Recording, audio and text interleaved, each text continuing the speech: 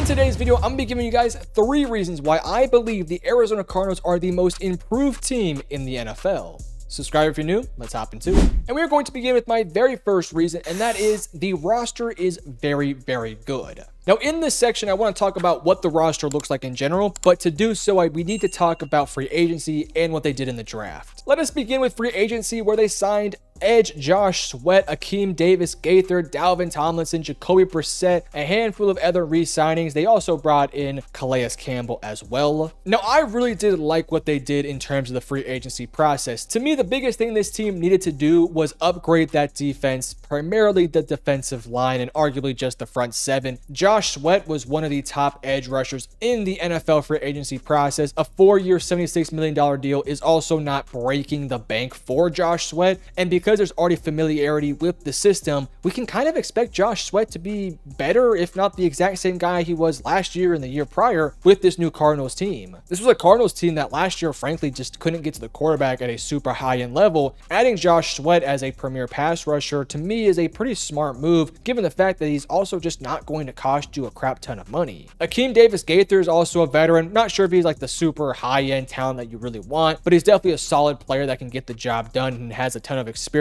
So you put him in this front 7, he's solid against the run, can get some things done in the passing game too. I like that move a lot. Same thing with Dalvin Tomlinson. At this stage of his career, is Dalvin Tomlinson the go-to pass rusher or anything like that? Not necessarily, but he can plug up holes. He can get to the quarterback here and there. And you compare that to who they had last year, where there was some guys, but nothing incredible. I think it's a big-time upgrade. Calais Campbell too, yes, at like 50 years of age, he can still get you 5 sacks a season, is still super dominant against the run. Like, his numbers at his age is it's just mystifying, and he's just one of the weirder anomalies of the NFL. So with those 3 pickups, have Josh Sweat coming off the edge, Dalvin Tomlinson in the middle, Calais Campbell right there as well, Akeem Davis-Gaither as your starting linebacker. Like, that is a completely overhauled front 7. I didn't mention it, but Jacoby Brissett also got picked up. I mean, outside of Kyler Murray, quarterback room last year was not very good. I mean, you had Clayton Tune, sure, that's fine, but what if Kyler had went down? Who's going to be your starting guy? You bring in Jacoby Brissett, you feel really good about him. He's a starting quarterback for some teams, like the Cleveland Browns, maybe even the Saints. He's a veteran guy. He gets the job done. Not a high-end talent, not a young future star or anything like that. He's not a Joe Milton or, a young first-round quarterback, but he's just super solid. And I love the pickup there, and I think he's a fun fit for this Cardinals team. All in all, a very productive offseason in terms of the free agency portion. If I had like one singular complaint, I would have liked to have seen this team maybe pick up a new wide receiver 2/3. Somebody like, I don't know, a Darius Slayton would have been fun. Stephon Diggs, yes, I know there's some off the field concerns, but he would have been pretty cool too here. Again, just kind of throwing out some names. I'm not really completely bought into those ideas, but just kind of throwing them out there. Let's go and talk about their draft, because I love what they did in the draft. We're going to be going at these one pick at a time, beginning with Walter Nolan, then Will Johnson, Jordan Birch, Cody Simon, Denzel Burke, Hayden Connor, and Keaton Crawford. Now, for some of those 5th or 6th or 7th round picks, we won't go into too much details, because for the most part, those guys will be practice squad, preseason guys, tryout guys. So we'll see if any of those guys can, turn into anything. But for the guys who I think will be impactful guys, Walter Nolan, to me, for the 1st round pick at pick 16, was great value. And it's kind of funny, heading into the draft, I did a shit ton of mock drafts with my channel and my podcast, First and 10. Check it out, link in the description. But one of the things that I was consistently doing in those mock drafts was Kenneth Grant or Tyleik Williams or somebody off the edge. Like, maybe you go after Micah Williams if he fell to you. Like, that was consistently the pick there. I don't know why I never consistently mocked them Walter Nolan, because I think Walter Nolan is the perfect player for this defensive line. Walter Nolan is the highest upside defensive tackle in this draft class that's not named like Mason Graham. And frankly, I do think there is a potential here where if Walter Nolan reaches his ceiling, he may end up being a better player. And again, this is a long shot here, but if he reaches his potential and reaches his ceiling, he could be arguably better than a guy like Mason Graham. He's big, he's strong, he's athletic, a former 5-star, was at A&M for a few years, transferred to Ole Miss, was really productive last year. He can get to the quarterback. He's also solid in run support. He's got some technical flaws he needs to work on. There's also some concerns about his, I guess, discipline and maturity for his age. But you put him in a room now with Dalvin Tomlinson, Josh Sweat, Calais Campbell, all those guys who are veterans who know what it takes to work in the NFL. I think it's really going to be a perfect situation for Walter Nolan. You're going to hear this conversation a lot, but there's a lot of similarities between Jalen Carter and Walter Nolan with just the pure upside, but some maturity problems. What happened to Jalen Carter? He went into a room that had guys like Brandon Graham and Fletcher Cox, and he's had no issues in the NFL. And that's kind of what I think is going to happen here with Walter Nolan. And it's worked out for Carter in terms of him being one of the top defensive tackles. I think it could work out for Walter Nolan. At least I'm hoping it will. Regardless though, if he doesn't ever fully pan out to that fullest potential, if he just ends up being a really solid defensive tackle, he's probably would have been one of the better guys they had last year. You pair him with Dalvin, you pair him with Calais, you have three guys that can rotate in and out, and you feel really good about that. Then there's Will Johnson in round 2. Now, Will Johnson admittedly was somebody who I was very high on. I thought he was a guaranteed top 20 pick. There were some injury concerns, there were some speed concerns, so on and so forth. But I think for a Cardinals team that already had some really talented secondary members, they were kind of missing that true number one lockdown guy. And them taking a swing on Will Johnson, I don't dislike it at all. In fact, I actually really do like the bet they're taking here. It was a second round pick, so it was a value pick. It was a top, 50 pick. So there's a lot you're investing into Will Johnson, but in a draft class that didn't really have too much high-end, super above average talent in this class, I kind of like the idea of taking a flyer here on Will Johnson. Very talented guy that had he been able to come out after 2023 would have been a probably top 10, top 5 pick because of how good he was in that 2023 Michigan run. Then last year happened, and early on there were some flaws shown in his game, and he just got injured and missed a lot of the year. I do worry about the injuries because, the best ability is availability, but if he can get past the injuries and perform like he was in 2023, this Cardinals team is getting a guy that could end up being a really awesome starting cornerback for this roster. And for a roster that already has guys like Jalen Jones, Garrett Williams, Starling Thomas, so on and so forth, Max Melton too, who I think they took last year, I just think it was a really smart pickup. And if Will Johnson really does turn up to be that guy that can be everything for this team,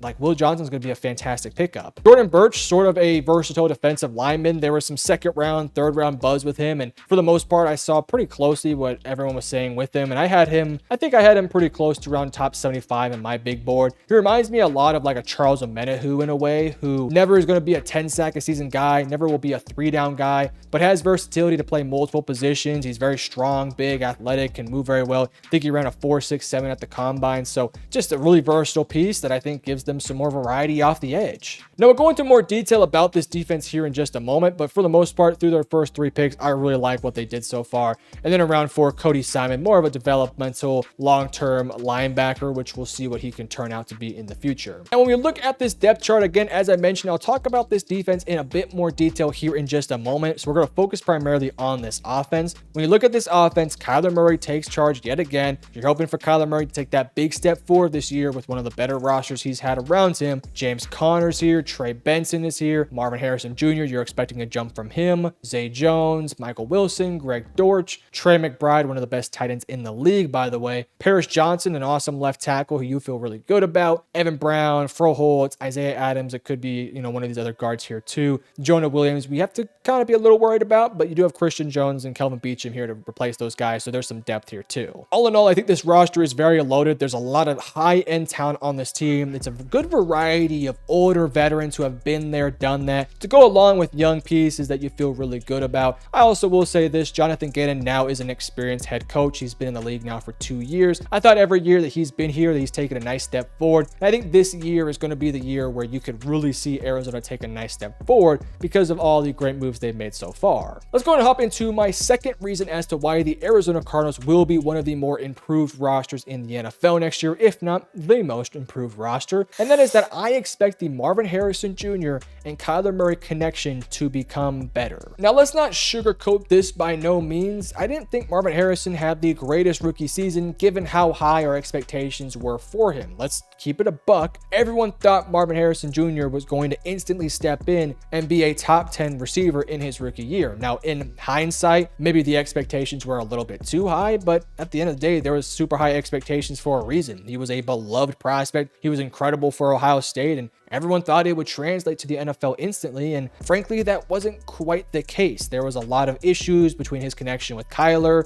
Even though he was getting open, there was times where he wasn't getting the ball. There was moments where Kyler would throw a fastball to the outside while Marvin Harrison wanted a finesse ball towards his shoulder. There was a lot of issues with those. 62 receptions on over only 116 targets. There was a lot left on the bone for Marvin Harrison Jr. So that is one of the bigger reasons why I expect this offense to take a bigger step forward. This offense is very similar to what it was last year. Basically the same offensive line, the same group of receivers, the same tight end, the same running back, the same quarterback. Very similar unit here. The biggest change for me is, what does that Marvin Harrison Jr. and Kyler Murray connection look like? If I was those two and I really want to take a big step forward this year, my biggest thing that I'd be working on the entire offseason is figuring out each other's games. What does Marvin Harrison Jr. like on a fade ball? What is he like on a streak? What is he like on a slant? Like, what type of balls is he like? And for Kyler's perspective, and for from Marv's perspective, how can I make Kyler's life a little bit easier? How should I stem my routes? How can I create separation in a way in the middle to where Kyler can see me? So on and so forth. All those things have to be worked out. So if I was a Cardinals coach, I would be having Marv and I'd have Kyler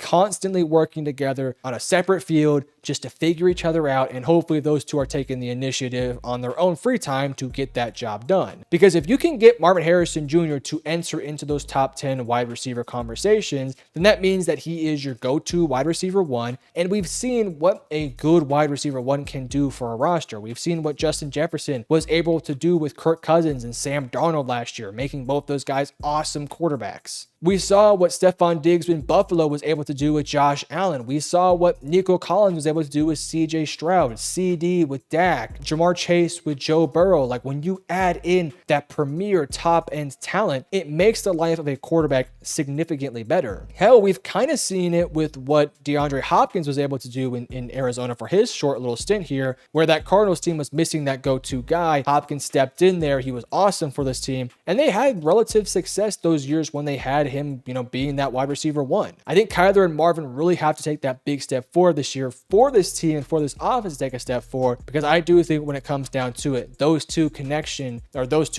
more often in year two is the biggest thing that is going to make this team go from being a average to very competitive team to one of the better teams out there that could be pushing for a playoff spot. Now, as for my third reason why the Arizona Cardinals will be the most improved team in 2025, and I kind of alluded to this earlier, the defensive overhaul will make drastic changes for this team. Now, I'll be pretty quick here because we've already talked about the impact of guys like Josh Sweat, Calais Campbell, Walter Nolan, Tomlinson, and Akeem Davis-Gaither, and Will Johnson. But I just want you guys to look at this defense here, not just the starters, but also the backups. Look at how many new names are playing in new roles. Josh Sweat pushes out Zaven Collins. BJ Ojolari also should be coming back too. Got Justin Jones. You're hoping for a big step forward from Darius Robinson. What can you get from Jordan Birch? You have a trio of interior defensive linemen here in Nolan, Tomlinson, and Campbell that can all rotate in and out to always have fresh interior defensive linemen, not to mention Bilal Nichols, PJ Mustipher, Elijah Simmons. We'll see what those guys can do. You now have more depth in the linebacking core with Baron Browning, Akeem Davis-Gaither, and Mack Wilson. In your secondary, so much young talent here with Will Johnson, Jalen Jones, Starling, Max, Barrett. Buda Baker's a veteran. He's been there. He's super solid. And Jalen Thompson. Like, when you look at this team, there's 1, 2, 3, I guess we'll count 4 in Calais, 5, 6 new potential starters on this team. And when you take into account that BJ and Darius are going to take steps forward next year, primarily with BJ just staying healthy,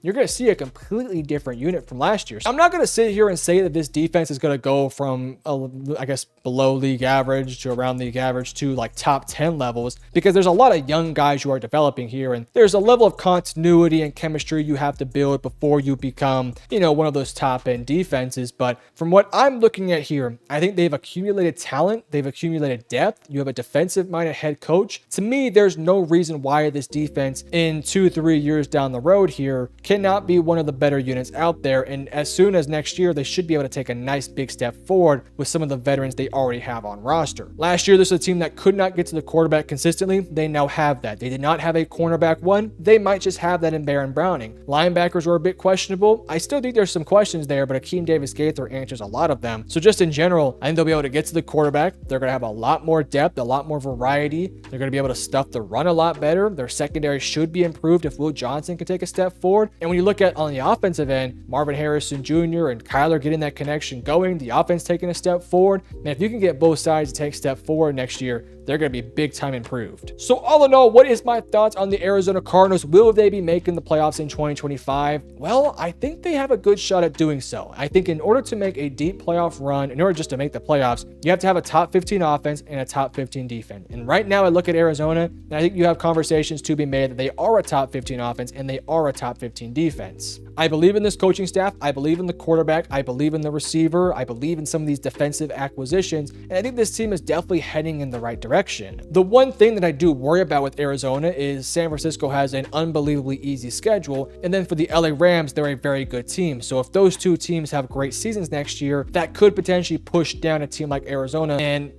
hurt their efforts to try to get into potentially a wild card spot. But with this team, I think they'll be super competitive with every roster. Every roster this year. They were super competitive with every team last year, and they won some of those games. They lost some of those games. I expect those losses that were super close last year, a lot more of those will turn into wins. And I think this Cardinals team should be a lot more fun to watch and one of the more improved teams in 2025. But you guys let me know in the comment section below. What are your thoughts on the Arizona Cardinals? Will they be a good team next year? Let me know down below. And if you enjoy, hit the like and subscribe button. Love you guys. Peace.